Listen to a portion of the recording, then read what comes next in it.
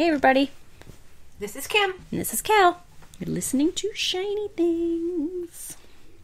I love shiny things. Me too. We've seen a lot of them today. Yeah.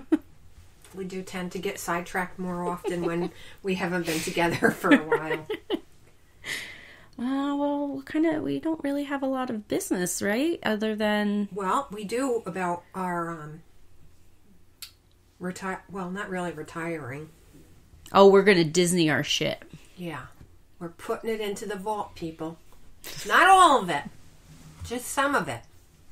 And we're not really sure which episodes it's going to be eeny, meeny, miny, mo. So we can't tell you which ones we're putting in the vault and for how long. But if you have any interest in listening to any that you haven't listened to, or you've listened to them and you love them so much you want to listen to them again, do it now, because within the next week or two, they're going away. We cannot put the Mad Gasser away. I know, that's one of your favorites.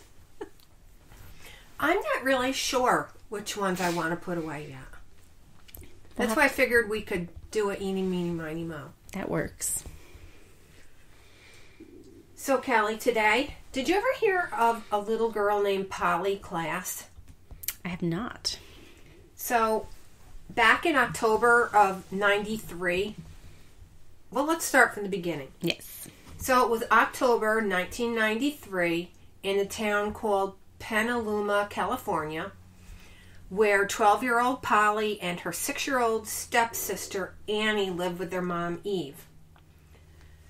So Polly really, really, really wanted to have a slumber party and invite a couple friends over. And after she finally got the green light from her mom, she did just that. She invited her friends Jillian and Kate. So they planned this slumber party for a Friday night. It was actually October 1st. And, of course, as any young girl would, they had great big plans for the night. Just like any other preteen slumber party. Of course. They'd planned on partaking in a night of fun and laughs and ice cream and board games and dress up. And if I was there, it'd definitely be chocolate too. Oh, we should have gotten you some chocolate when we broke for lunch. No, because I'm trying to cut back, remember? Sorry. So, the first person to arrive was Jillian, who arrived at around 7 o'clock at night. And after getting permission from Eve, Polly and Kate walked to the local store to buy some popsicles, which was kind of an odd thing for October, but whatever. Well, it's California. It's probably warm still. Oh, that's right. I'm forgetting. I'm sitting here in a sweatshirt, and yeah, you're right. So they came back and waited for Kate, who arrived around 8:30. And now it was time for the fun to begin, but it didn't. That night ended in tragedy when a man entered the Klaas home around 10 p.m. with a butcher knife and entered Polly's bedroom. On his person was a bag containing the items he would use to tie them up. And Eve didn't hear their screams because prior to all this taking place, she had taken sleeping pills because she had a migraine and because she knew the girls were going to be really, really loud. And she knew if she didn't, she wasn't going to get any sleep. Yikes. Yeah. So around 11:30, she was woke up by Jillian and Kate, who told her a mother's worst nightmare. The police were called, and Jillian and Kate explained to them what happened that night, recalling all the painful details step by step leading up to Polly's abduction. So the girls started off by saying that a man had come through the door and he told them to stop screaming or he'd cut their throats. And of course, they stopped their screaming. He asked who lived in the house, and Polly spoke up and said that she did, but she begged him not to hurt them or her mom and little sister, who were in the house as well. The man had said he wasn't there to hurt them. He was just there to rob them. So at that point, the girls said Polly told the man there was some money in a jewelry box. I don't know where it was, but there was money in a jewelry box. Okay. So the man then told the girls to lay down and proceeded to tie their hands behind their backs with a strap of cloth and cords from a video game, along with one of those pocketbook straps. Oh, like the little purse, like the leather. Yeah, so he cut that off the purse. He just tied him up with things that he had found around the room. Well, he didn't seem like he was all that good at planning. He also took pillowcases from the room and put them over the girls' heads. Then at this point, he told Jillian and Kate to count to 1,000, and he'd be back with Polly before they ended their countdown. He just wanted to look for the expensive things in the house, and then they'd be back. Well, Polly never came back, and neither did the man. They had no idea something so horribly and unthinkable could happen, but it did. At this point, Kate said she thought it was some sort of practical joke, like since it was so close to Halloween. Mm-hmm. But then she realized as she was gagged that it wasn't a joke at all. So upon entry to the bedroom, the police noticed it was in a shambles. Certainly, it did tell of the events that happened just minutes before. There were strips of cloth laying on the floor, along with pillowcases, cut cords from a Nintendo game, and, like I said, the purse straps. It was obvious it wasn't a robbery. There was no evidence left behind to say that it was. And the abductor, the police thought, after their initial thought that it wasn't really premeditated at all. It was just something that probably just popped into his head that he was just going to do this horrible thing. Yeah, especially because he didn't have ropes and that kind of stuff. Really. But we'll get to that. He'll actually explain it later on. Oh, okay. So when the FBI arrived on the scene, it was a whole nother story. They searched the room using electrostatic dust print machine. I'm not really sure what the technical name is for it, but it puts dust in the air. So well, here's what it does. It collects the tiny hairs and fibers off the floor with like a positive charge when it's passed over it with a sheet of mylar. I don't know if I'm saying that right. Also known as Bopet. So any loose debris clings to it, and then it's sent to the lab for an inspection.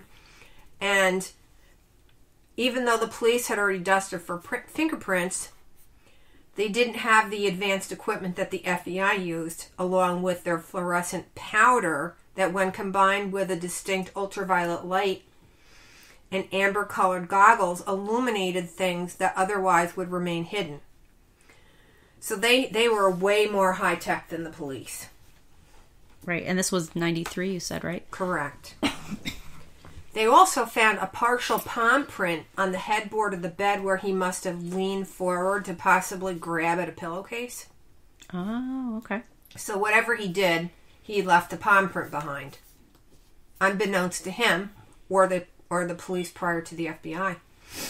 Now they needed someone to match it to, which was the hard part. Because if you don't already have a record, there's really nothing that you're going to, yeah, it's tie you to it. CODIS or anything like that. Right. So they began their search by checking into possible family members or someone that Polly may know. So the first person they looked at was Polly's dad, Mark. But he didn't live in the home at the time. He was immediately cleared. Mark immediately took a leave of absence from work to help search for his daughter, and ultimately became a big factor in changing the outcome of a lot of cases after Polly's. And I'll get into that too. Investigators began to realize that this was a stranger abduction, which would mean it would be a lot harder to solve. Fibers used, like the cloth seats in a vehicle? Mm-hmm. They also found some of them at the crime scene. So all of Polly's family member vehicles were tested because she could have been sitting in the car and just brought them in at that point, which would explain those fibers. However, they were all eliminated, meaning there were no fibers even remotely like that of their car, so it most likely was the abductor's car. There was also dark brown hair found in Polly's room on the rug that still had a root in it, like it was yanked out of somebody's head, leading them to believe that it belonged to the abductor.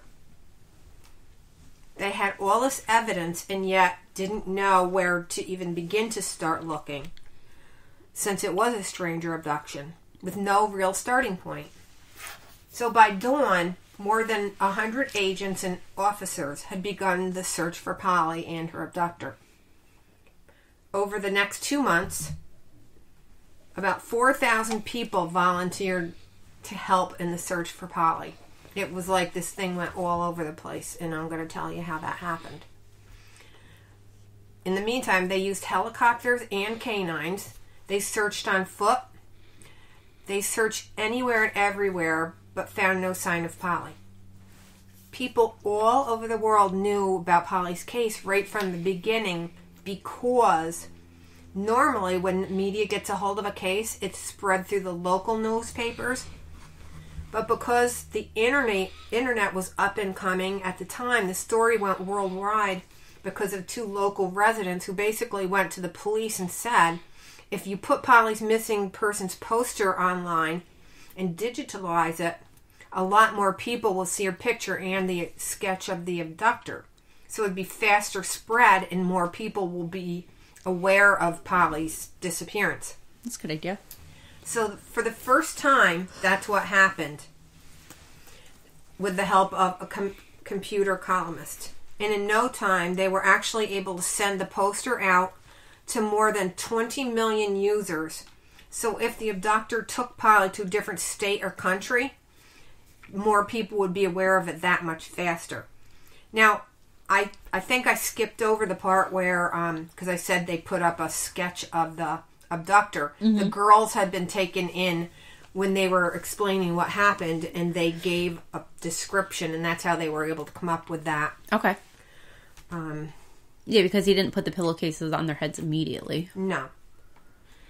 So, where am I? Okay.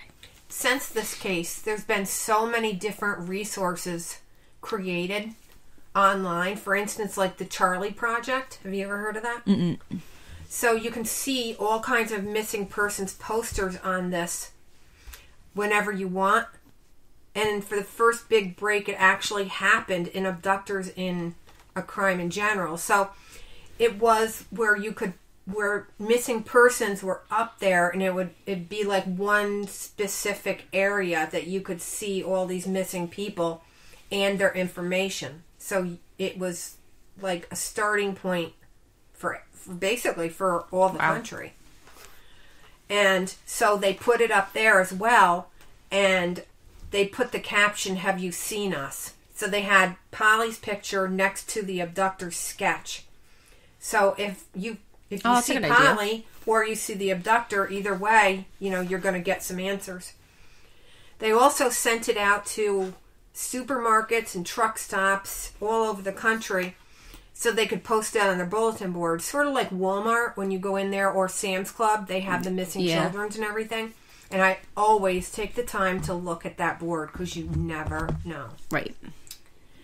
So, and in addition to all that, flyers were sent out to 54 million homes. That's crazy. That is a lot. Could you imagine how much that would cost today? A lot. So these posters said that Polly was 4'10", weighed 80 pounds, with brown hair and brown eyes. The case even reached Hollywood, where Winona Ryder offered $200,000 reward for the whereabouts of Polly.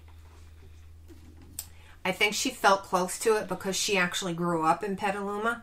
Oh, okay. And the case was also featured on America's Most Wanted and 2020. Wow. They'd spoken to teachers and students at Polly's school. Nothing. 2 days after Polly's abduction, her dad answered a phone call, which was seemingly Polly on the other end. saying that she was in a hotel room and that her abductor had just left, and that's why she was able to make the call. But then the line went